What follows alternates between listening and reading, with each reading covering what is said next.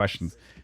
With that said, I'm going to take the helm because Do it. a couple of weeks ago, I talked about a car that I'm excited to see, which is I hope to see racing someday at the Rolex or at Le Mans, something in the not too distant future, and that is Gordon Murray's T.50. Now, he has the T.50 race variant, which is also named after the famous race car driver Niki Lauda. Now, Gordon Murray's claim to fame was that he was an engineer with Niki Lauda way back in the days of early Formula One, in which he developed a racing fan that would suck out the air from underneath a chassis of a race car and give it unlimited downforce, in some cases 30% more downforce, just on that alone. And we showed you recently some pictures of the Niki Lauda version of this car, but hey, guess what? The actual T.50 has been taken out on the track for the first time with none other than Gordon Murray at the helm.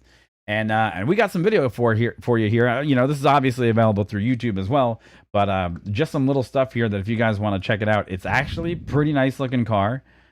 Good to see that it's out there in the wild. Of course, it reset the video from where I didn't want it to be. And a couple of things that they're talking about the design of the car. And it took me to the wrong video. What do you know? What do you know? This is the old video. The old Unfair Advantage refresh video. the page maybe, I guess. Yeah, this is kind of silly. So anyhow, but now I'm excited to actually see that the car is going to be out on the track. He actually got it for some laps. He got behind the wheel of it. Here we go. We'll go back to the videotape on this one. And car sounds pretty good. Yeah, it's got that Cosworth V12. Yep. One thing they mentioned was that they limited themselves for testing to 3,000 RPM, which, you know, it goes to 12,000. Supposed 12,000 on that engine, and I mean, we're all super excited to see and hear more. But yeah, we'll see. And hey, look, the other part of it is that you might resent this track. It looks like the old Top Gear test track is where they actually took it out for the first couple of runs. But the car looks. Now, here's the other thing, though. When it's actually rolling on the track, you know what it looks a lot like?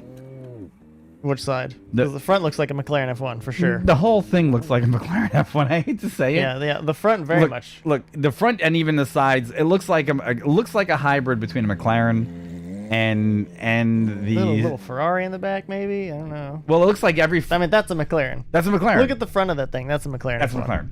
It is. Understood. But it's nice to see it on the track. And now the other thing is that this puts us in I guess, hopefully, in the not too distant future, we're going to see the race variant of this.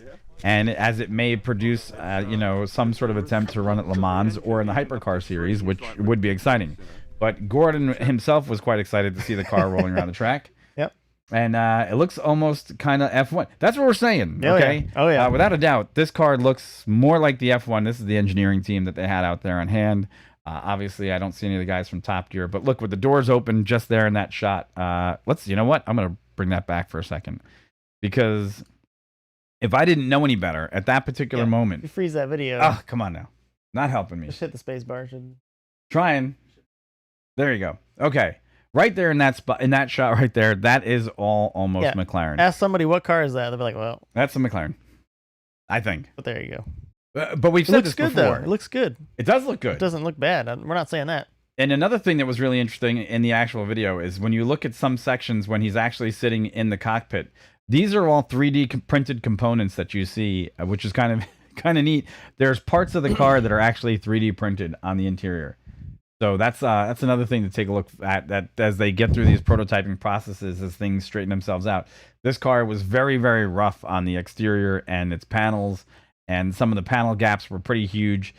You can see also from this shot here that the dashboard and the way that the carbon fiber is cut on the edges, we're not quite ready for prime time yet. And that's probably another reason why they didn't get this thing up to super speed yet, because it looks like this is pretty much at the very early testing mule stages. It's a roller with an engine. Yeah, well, at least it's rolling. And if you look here, but, you know. Yeah, and if you look at the sides, there's some pretty massive panel gaps.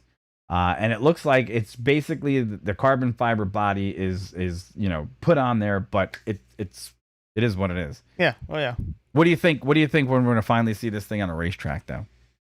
I don't know, man. I mean, so first off, you guys hadn't seen our last chat about this. It's obviously the car by Gordon Ramsay. Gordon Murray. What?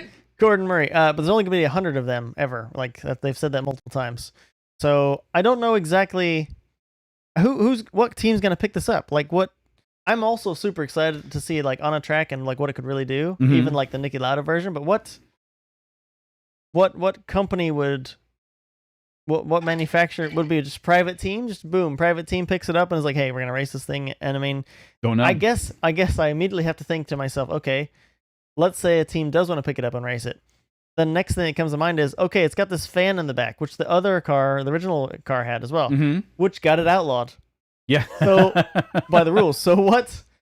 So what is gonna? I mean, what is this just gonna be not a garage queen, but a car that's never gonna be permitted into a proper race class because it's got technology that either nobody else wants to use or gives it an advantage, or I don't know. You know what I mean? Like I don't really know. I can't really answer your question because I don't know. Well, here's another car that rules, or I mean, here's another place that's gonna have that same issue, which is Scuderia Cameron Glickenhaus, which has also been taking that same approach of taking other street cars and other Ferrari models and reskinning them and so on and so forth. And they've also been, they're looking to take their car into the bespoke racing scene and so on and so forth. That doesn't really have, like I would say the same thing. An associated customers, a racing team to go pair off with. Right. But I think they're in the same boat. But these guys were also instrumental in making hypercar happen, which has also gone through its issues.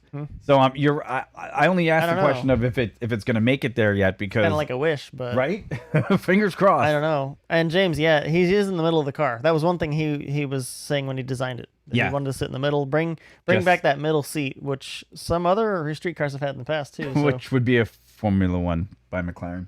Yeah. The F1 by McLaren did have the same seat, unless I'm mistaken. Okay, so let's just say, to put it lightly, Gordon Murray took the T50, put a fan in the back of an F1, and now basically that's what he's using. It's a new car. I mean, it's right. I'm sure a lot of it's new, but sorry, just my 2 cents. Anyhow, hey guys, let us know what you think about this. And look, that we every week or so we pay attention to another race car. We like to see this stuff. These are cars that we're excited to watch to see if they actually make it to the racetrack. And if one day we could actually take a picture of them, that would even be better. While we go to the Rolex or other races. But hey, it looks like this one's coming out, and we like to pay attention a little bit at hypercar technology. Let us know what you think in the comments below, and tell us what you think. Yep. And with that